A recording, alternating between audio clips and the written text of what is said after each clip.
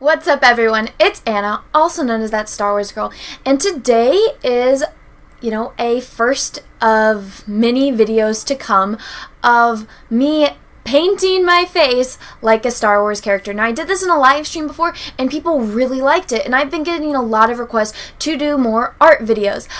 I still am learning how to do that just because I'm so used to, just doing it and not recording myself. So I need to really learn how to, make the camera angle work with what I'm doing. But I do promise I will be doing more of these and getting better at recording myself while I'm doing them.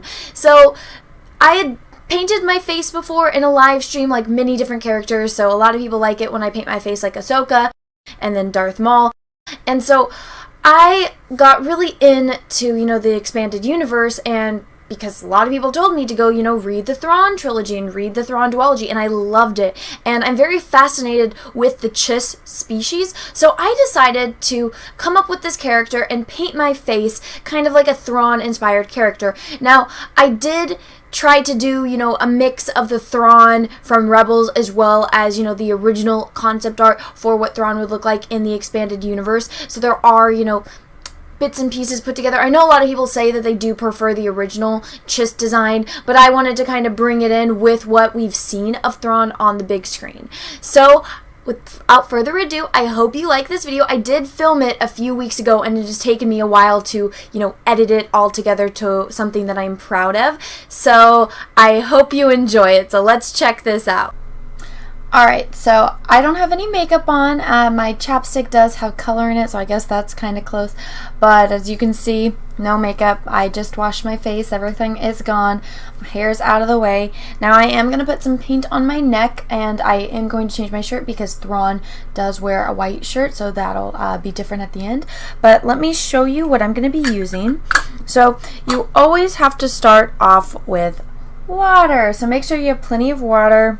Some people, I usually use a few different buckets of water, just so that way you are constantly using dirty water, but I'm not going to need too much water, which is why I only have one.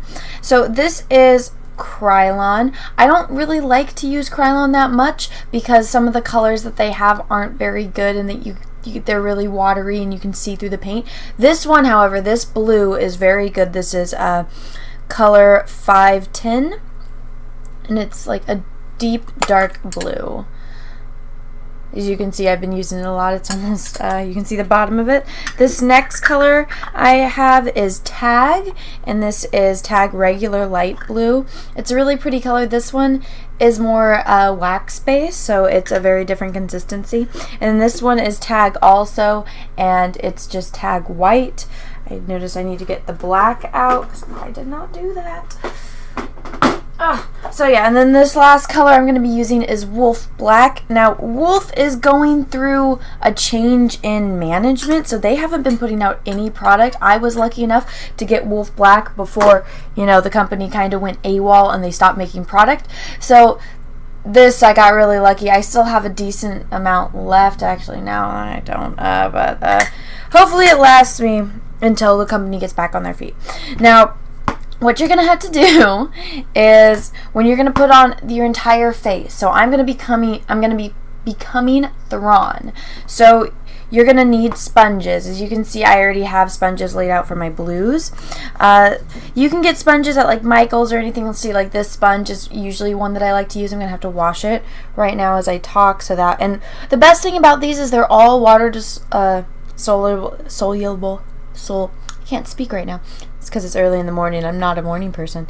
It's water soluble, so as you can see, I just wash it a little bit. It comes right out. And if there's still color on the sponge, it's because some colors stain. Usually reds stain, so anything that has like red in it or pink, that one, it's kind of... Once it's there, there's no getting it out of the fabric. As you know, if you ever get that kind of color on your clothes, it's like you can take all of the product out, but it's still going to be there. And so this is important now that this sponge is wet, because I really like this sponge. It does it very like even. So even though this sponge is wet, which is good because you're going to need that. So I'm going to be using a lot of this one, even though So you need a little spray bottle, and then you just wet I already wet it a couple times, so it's kind of damp. So I'm actually going to mix colors because I like this dark blue, and my Thrawn figures are somewhere around here. But all I know is that he has more of a blue. He doesn't have a warm blue, so it's like cooler colors. And of course I decided to do yard work right outside when I'm doing this. Perfect. Alright, so I'm going to start mixing this. So when I mix colors, I just use the lid to one of my things. So this is the lid to my white. So you just get a paintbrush, you get the color that you want, and then now that in hindsight I should have used white. But oh well. So you get that, you put it on the palette. Then I'm going to get the white, I'm going to mix it. See how that's like more of a cool blue? I'm going to have to get more because this isn't going to fit on my entire face. Sometimes I just put the white straight into. Okay, so that looks kind of good. So then let's test this out. Okay, that's a little dark. I know it looks fine in the...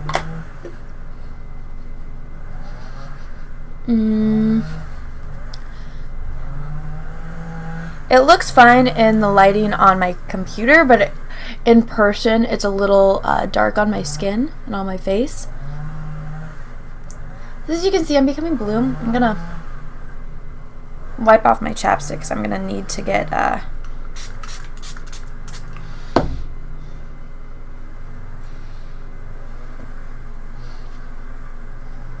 okay, see how this is just...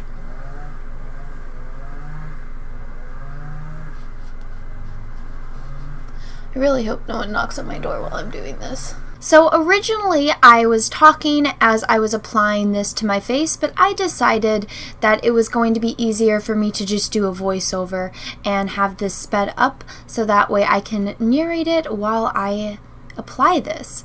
Now, as you can see, I'm trying to make sure that I get my entire face covered in paint. The reason why I'm putting a lighter color on the top half of my face is because Thrawn has those protruding objects coming out of his forehead, and I wanted to give it lighter consistency up top, so that way when I go in to add those shapes, it's really going to show, you know, the 3D effect, whereas compared to my forehead is flat, as are most human foreheads, and in that version of the chiss he does have those objects. So making it lighter when I go in to add the darker values is really going to make that pop and look three-dimensional.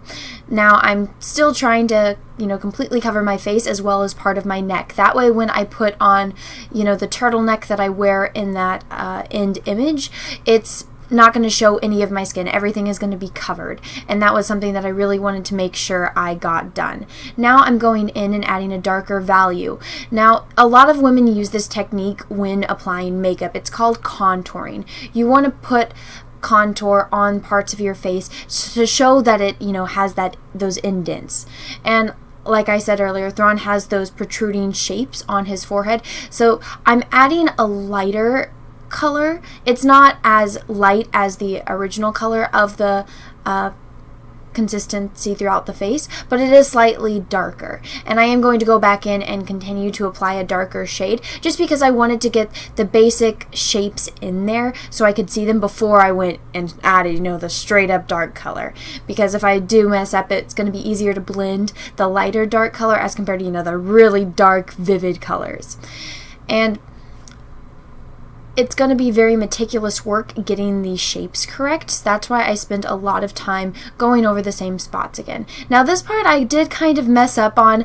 For some reason when I was painting it, I was picturing Thrawn with these like very prominent cheekbones, but the version of Thrawn from the original Rebels, his kind of curve and make that protruding shape like on his forehead.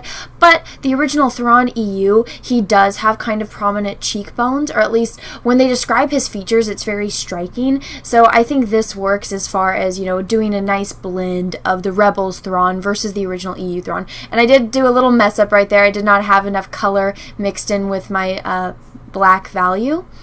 And so something that's very important that you're going to see me do a lot in this is I'm blending. So there's going to be a definite difference between hard shapes and soft shapes. So you always want to make sure that there is that hard edge, like on my cheekbone right there, on the creases in the forehead. Those are going to be hard creases, or hard lines, so that way you can see and it gives it shape. Then you want to blend it out so that way you can see, the curves, the value. I am adding a little bit of lighter color, and you can really see that on my cheek right there, and that makes that line pop, and it'll make it pop even more when I add the highlight. I do add a little bit of darker spots to my chin as well as my nose, just to make them look a little bit more defined. And I do soften that up a little bit later, just because I am a woman and women tend to have softer features than men do, and that's one of the differences that I wanted to make apparent as compared to, Thrawn. Everything about him is sharp and angular, whereas I wanted to mine still be striking, but I still wanted to have that little bit soft, feminine touch, as you can see as I blend it in right now.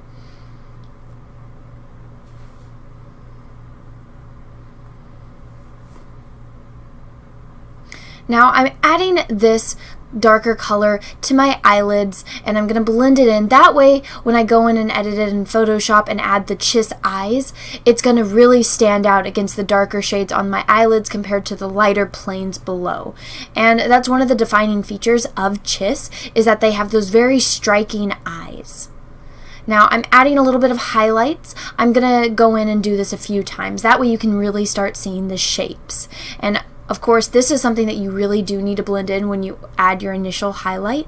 And when I go in and add, very specific highlighted spots, that's just going to be pure white and going to be very defined lines. This is white, but it's mixed in with the blue, and you can see how that's helping. Look at the transitions on the forehead. And this is really going to come to life when I add the ending highlights. And this, again, I'm going to be blending.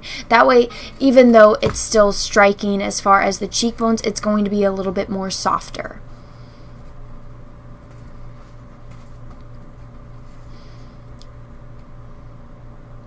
Now here I come in with those defined lines.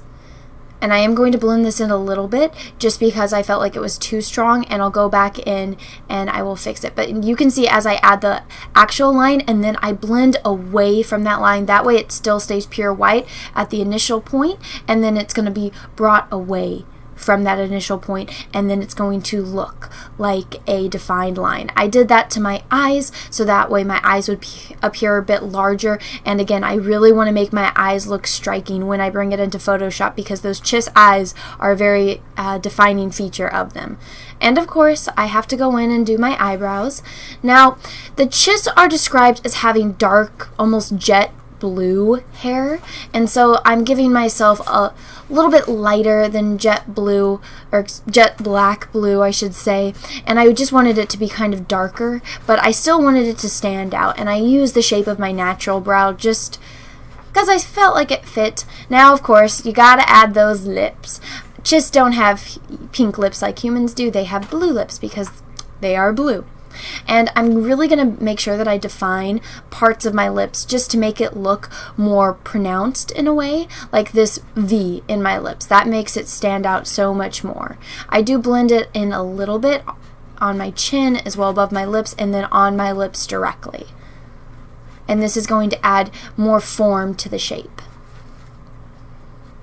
As you can see right there, it adds another level of dimension and makes it look slightly more natural, as if that's my natural color. And now I'm just going to take the darker blue and add it underneath my eyes. Again, I really want my eyes to stand out when I bring it into Photoshop and add those chiss eyes. I did get a little paint in my eye, so I have to get it out. Luckily, this paint is water soluble, so it doesn't really burn or anything. It doesn't hurt. It's just like that slight little irritation, but I was able to fix it. No harm, no foul. And you can really see as the shapes are coming alive. Still, the shapes on my forehead look a little flat, so I'm going to go in and add this final, highlights that's really going to make that shape pop. And it'll look great when I bring it into Photoshop and really enhance that. As you can see just now, it looks so much more round as compared to before, because again, my forehead is flat and I really want these protruding objects on my forehead to look like they have form. Well, I hope you guys like this. I am going to go and take a picture and then bring it into Photoshop. Alright, well, I hope you enjoyed this video. Yes, I can do all of this, but it doesn't look as good in real life because I am not a professional makeup artist. I just know how to face paint and do general makeup. But I do know how to use Photoshop. So with the power of Photoshop and digital painting and lots of adjustment layers, I get images like this.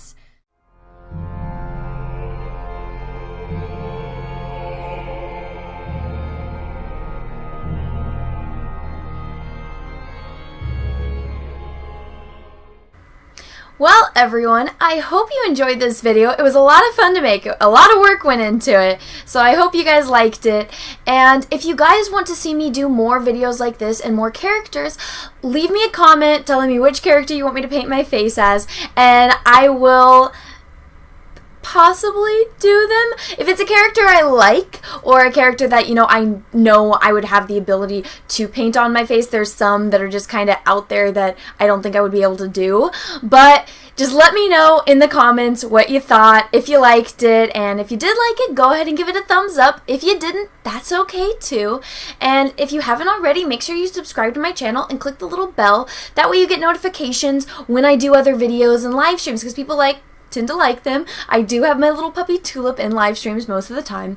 And without further ado, everyone, have a great rest of your day, and may the Force be with you, because we are really going to need it. Bye. Hey everyone, after being asked for months now, I finally got a P.O. box, so if you want to send me some mail, go ahead and send it to Anna, that Star Wars girl, or TSWG for short, at P.O. Box number 28171, Santa Ana, California, 927998171. Thank you, have a great day, guys.